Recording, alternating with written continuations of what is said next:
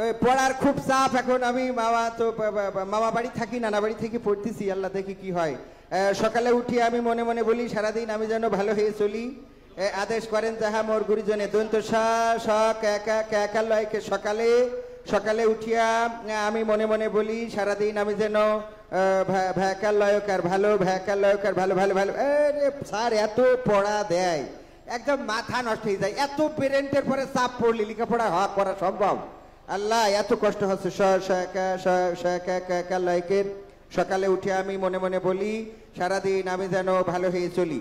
আদেশ করেন যাহা মোর গুরুজনে আমি যেন সেই কাজ করি ভালো মনে। দন্তস্বকে সকাল মাথা নষ্ট হয়ে যায়। আল্লাহ এত পড়া টাক পড়ে যাচ্ছে। ভাগ্নে কি করছে ভাগ্নে? মামা তুমি পড়ার সময় আমার ডিস্টার্ব করবা না, আমি তোমার একদিন কইছি আমার পরীক্ষা সামনে। বাবা আমার মাথা খারাপ হয়ে যাচ্ছে পড়া মুখস্থ করতে চাই। সকালে উঠে আমি মনে মনে বলি সারাদিন আমি যেন ভালো হয়েছিল। আমার এই পড়াটা মুখস্থ হচ্ছে না। তুমি আসছে ভাগ্নে হোয়াট ইজ ভাগ্নে? ওরে ভাগ্নে তা তুই কের পরীক্ষা, তুই কি পড়ছিস? মামা আমার সামনে বিসিএস পরীক্ষা হলো তো আমি এত ভয় পেতাম না। সাপ্তাহিক পরীক্ষা। সাপ্তাহিক পরীক্ষা? মাথা নষ্ট। সারাদিন তো পড়ি, তোর পাস তো করতে দেখি। মামা এত কথা বললি না, তুমি আমার পড়ার সময় ডিস্টার্ব করবা না। আমি একটু পড়াটা মুখস্থ করতে দাও মামা। আমি সরি মামা। কি পড়ছিলি ভাগ্নে একটু পড়া? সকালে উঠে আমি মনে মনে বলি সারাদিন আমি যেন ভালো হয়ে চলি। আদেশ করেন যাহা মোর গুরুজনে আমি যেন সেই কাজ করি ভালো মনে।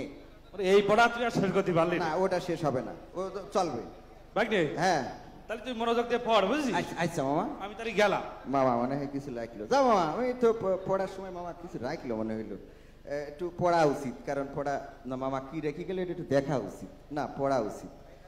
সকালে উঠে আমি মনে মনে বলি না একটু কিন্তু দেখি মামা, একটু দেখি মামা কি রেখে গেল রে। এই চশমাটা খুললি ভালো দেখতে হবে না মনে হয়। বাবা এর মধ্যে মিষ্টি রেখে গেল মামা। ভালো লাগলো মামা রে। না পড়ার সময় আসলে এসব খাতি হয় না, আল্লাহ মাফ করে দিন।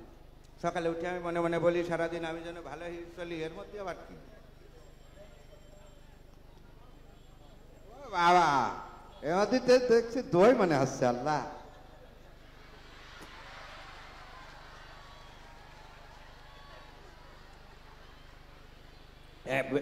আর খাবো না, এটা ঠিক না। কারণ সকালে উঠে আমি মনে মনে বলি সারাদিন আমি যেন ভালো হয়ে চলি। ভালো হয়ে চলতে গেলি এইসব আমার জিনিস না বলে খাতি হয় না। আল্লাহ জায়গার জিনিস জায়গায় থাকা। আমি ভদ্র ছেলে।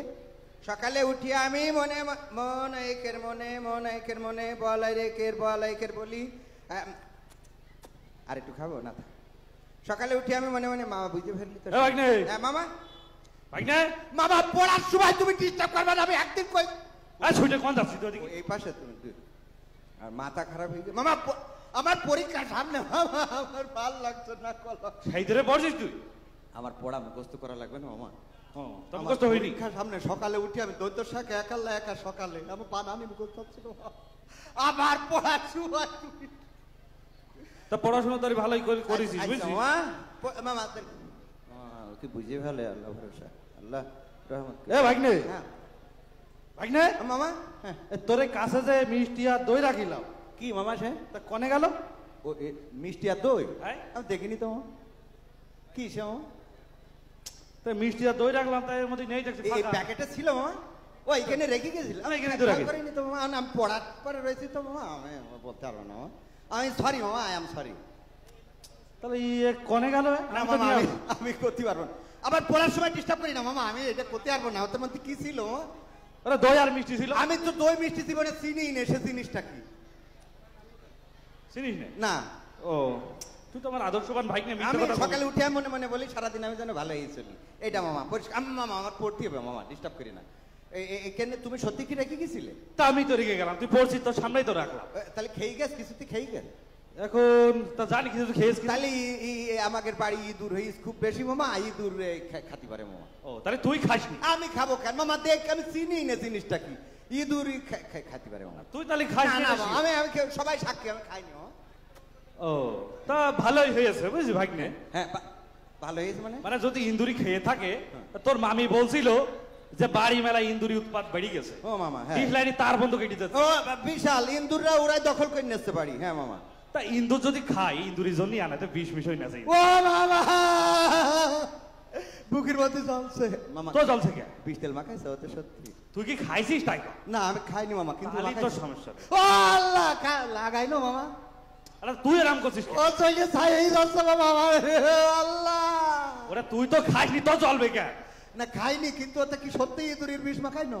হ্যাঁ ও আল্লাহ, আমি ও বাবা, এটা আমার হাসপাতালে না বাবা, আমি চেন বাবা। তুই আরাম করছিস কে ভাগ্নে? ওতে ইঁদুরের ওষুধ মাখাই না ছিল? ওরে হ্যাঁ। ও বাবা, তুমি আমার মামা না, আমার আব্বা। আমার এটা হাসপাতালে ওয়াশ করতে হবে বাবা। আরে মুসিবতে খাইনি তাই আরাম করছিস। আমি একটা ভুল হয়ে গে মামা, ওই ইঁদুরের সাথে আমি একটু খাই ফেলিলাম। ও ও আমার চলে যাও আল্লাহ। ও ও চলে যাও এই ঠান্ডা, তাহলে তুই খাইছিস সেটা আগে বললি হয়তো। মামা, বিষ মাখাইছো? হ্যাঁ বিষ মাখাইছিস। আমি চলছে আগে হাসপাতালে। ওরে শোন, তোর একটা তুই তো আমার ভাগ্নে মানুষ। তোর সাথে আপন তোমার মার বোন? হ্যাঁ। না, তোমার বোনের ছেলে। ওরা আসলে আমি দই মিষ্টিটা রেখে গেলাম, হ্যাঁ। তো এসে দেখছি নেই। আচ্ছা তা একটা কৌশল অবলম্বন করলাম। আচ্ছা। যে আছে যে এটা আসলে কিডা খাইয়েছে চোরটা ধরার জন্য, বুঝলি? মানে ওতে বিষ তেল মাখাওনি? আরে না, বিষ তেল মাখাবো কেন? আমিও তো খাইনি, তো আমি দেখিও নি চিনিও নে। তুমি কি আন্দাজে আমার একটা দোষ দিয়ে বসলে? নানা বাড়ি থাকি বলে এত অপবাদ দিবা না। এটা এখন আর সেই সময় নাই।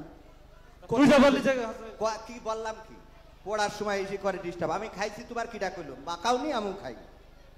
সোনামণিরা, দেখলে তো আমার ভাগ্নে কত বড় মিথ্যাবাদী। একটা মিথ্যা কথা বলছি যে কতগুলো মিথ্যা কথা বললে। আসলে এই মিথ্যা কথা কিন্তু অনেক সময় বিপদের কারণ হয়ে দাঁড়ায়। রাসূল সাল্লাল্লাহু আলাইহি ওয়াসাল্লাম বলেছেন, মিথ্যা সকল পাপের মা। তো এই মিথ্যা কি বলা যাবে? তাহলে কি আমরা সদা সত্য কথা বলবো? সবাই সবাই বলি একসাথে ইনশাআল্লাহ। ইনশাআল্লাহ। যেহেতু ছোট ছোট বাচ্চাদের নিয়ে অনুষ্ঠান, তো আমাদের বাচ্চাদের উপযোগী আমি একটা আবৃত্তি করব। আবৃত্তিটা অনেকেই শুনে থাকতে পারেন, তারপরে আবার নতুন করে আপনাদেরকে শোনাই। আবৃত্তি হলো, ওই দেখা যায় তাল গাছ, ওই আমাদের গা, ওইখানেতে বাস করে কানাবগির ছা। এই কবিতাটা পারেন না সবাই? পারেন তো? তো এই কবিতা যদি আমরা ছোট মানুষদের আবৃত্তি করতে দিই, তাহলে ছোটরা কিভাবে আবৃত্তি করবে? বলবে, ওই দেখা দেয় তাল গাছ, ওই আমাদের গা, ওইখানেতে বাদ তলে তানা বগির থা। ও বগি তুই খাত কি, পান্তা ভাত তাত কি, পান্তা আমি তাই নে, পুঁতি মাত পাই নে, একটা দদি পাই, অমনি দলে গাপুত গুপুত খায়। এই তো। এখন এই কবিতাটা যদি আমরা মনির খানের কাছে পাঠাই, যে মনির খান ভাই, আপনি তো ভালো গান করেন, এই কবিতাটা একটু আবৃত্তি করেন তো। তো মনির খান কিভাবে আবৃত্তি করবে? ওই দেখা যাই তাল গাছ, ওই আমাদের গা, ওইখানেতে বাস করে কানা বগির সা। অঞ্জনা রে অঞ্জনা, ঠিক না? মানে যাই গাইতে দেওয়া হোক তার মধ্যে অঞ্জনা রে ঢোকাবে। এটা যদি আবার আমরা আসিফের কাছে দিই, আসিফ একবার, তাহলে কি বলবে? ওই দেখা যায় তাল গাছ, ওই আমাদের গা, ওইখানেতে বাস করে কানা বগির সা। প্রিয়া রে ও প্রিয়া, আমি বাউ ফলে তুমি কোথায়? তাই তো? হ্যাঁ।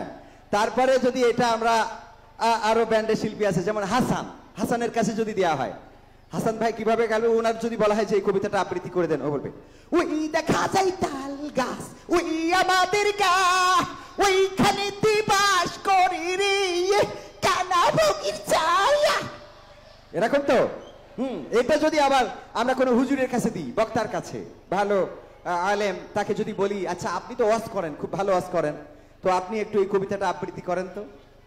উনি আবৃত্তি করবেন, ওই দেখা যায় তাল গাছ, ওই আমাদের গা, ওইখানেতে বাস করে কানা বগির ছা। ও বগি তুই খাস কি, পান্তা ভাত চাস কি? বগি কান্দে কান্দে বলে, আমি পান্তা ভাত খাইনে, পুটি মাছ পাইনে, একটা যদি পাই অমনি ধরে গাপুস গুপুস করে খাই। মারাবা। হ্যাঁ। তারপরে এটা যদি আমরা ধরেন কোন মন্ত্রী পর্যায়ের লোক, আগে ছিল, আগের আমি যখন এটা প্র্যাকটিস করেছি একজন মন্ত্রী ছিলেন, স্বাস্থ্যমন্ত্রী, তিনি মারা গিয়েছেন, আল্লাহ তাকে মাফ করুক। তো উনার কাছে যদি এটা দেয়া হতো যে আপনি এটা আবৃত্তি করেন, তো উনি আবৃত্তি করতেন, বুঝে নেবেন যে কার কার কণ্ঠে বলতেছি। ওই দেখা যায় তাল গাছ, ওই তাল গাছ আমাদের, এটা নিয়ে বিএনপি ষড়যন্ত্র করছে, এই ষড়যন্ত্র মানা হবে না, যাই হোক তাই হোক, তাল গাছ আমাদের থাকবে। তো এটা একটা গেল। এরপরে যদি আমরা এটা ধরেন আরো কার কাছে দেওয়া যায়, আমাদের সেক্রেটারি ছিল সাবেক, বলেছিল পালাবো না, মনে আছে, খেলা হবে। তো এখন উনাকে যদি দিতাম আবৃত্তি করতে, তাহলে বলতো ওই দেখা যায় তাল গাছ, ওই তাল গাছ আমাদের, এ তাল গাছ কে বানিয়েছে? শেখ হাসিনা বানিয়েছে।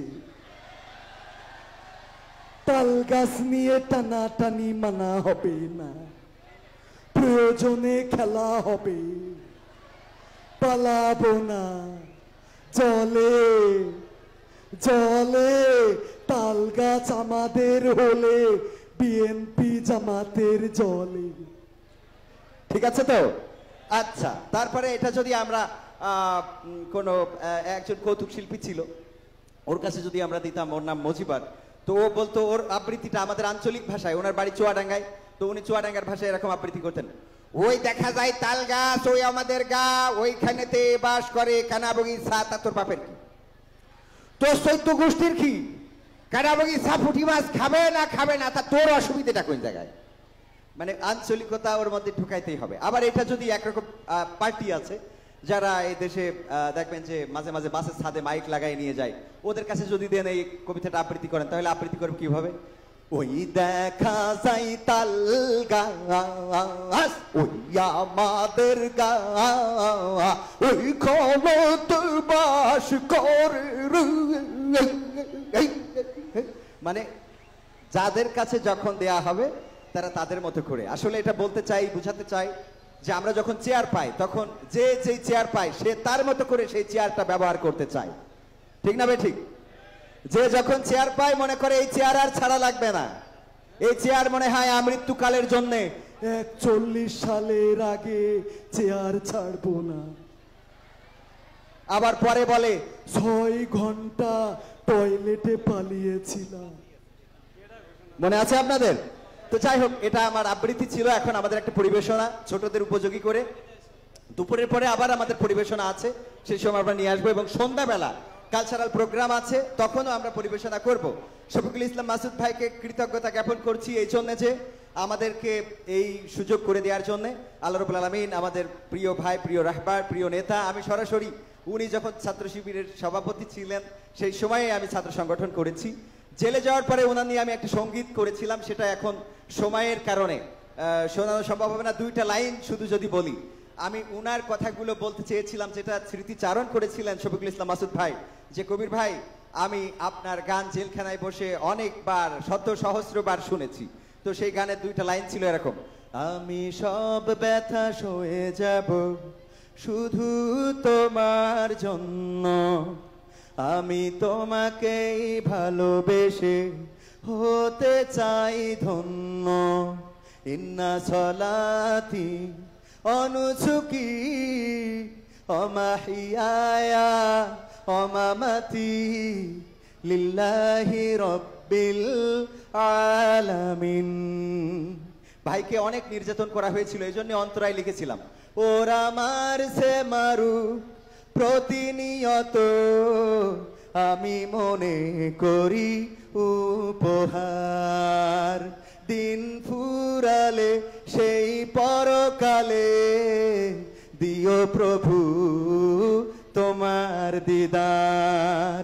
ওরা মারছে মারুক প্রতিনিয়ত, আমি মনে করি উপহার, দিন ফুরালে সেই পরকালে দিও প্রভু তোমার দিদার। ইন্না সলাতি অনুসুকি অমাহিয়ায়া অমামাতি লিল্লাহি রব্বিল আলামিন। ভাইয়ের স্বপ্ন, যেহেতু ইসলামী আন্দোলনের কর্মীদের স্বপ্ন এক হয়, এজন্য বুঝেছিলাম উনি বলতে চেয়েছিলেন আমার আশা কায়েম হবে এই জমিনে খোদার দিন, আমার ত্যাগের বিনিময়ে আসুক বিজয় আসুক সুদিন, আমার আশা কায়েম হবে এই জমিনে আল্লাহর দিন, আমার ত্যাগের বিনিময়ে আসুক বিজয় আসুক সুদিন, ইন্না সলাতি অনুসুকি অমাহিয়ায়া অমামাতি লিল্লাহি রাব্বিল আলামিন। মারহাবা বলা যাবে? বলা যাবে না? আমার এই কথা এবং আমার মাসুদ ভাইয়ের, শফিকুল ইসলাম মাসুদ ভাইয়ের স্বপ্ন কথার মধ্যে কি কোনো পার্থক্য আছে? এটা শুধু আমার কিংবা মাসুদ ভাইয়ের স্বপ্ন নয়, এটা বাংলাদেশের ইসলামী আন্দোলনের নেতাকর্মী শুধু নয়, বাংলাদেশের তাওহীদি জনতার, বাংলাদেশের আপামর জনসাধারণের, একজন নামাজির, একজন আলেমের, একজন মুসলমানের, একজন সাধারণ জনতার, খেটে খাওয়া মজুরের স্বপ্ন হলো আগামীর দিন হবে কোরআনের দিন, আগামীর দেশ হবে কোরআনের দেশ। বলেন ঠিক কিনা? সেই বাংলাদেশ কি আপনারা চান? সেই বাংলাদেশ যদি আমরা চাই তবে আমাদেরকে কোরআনের আঙ্গিকে গড়ে নিতে হবে।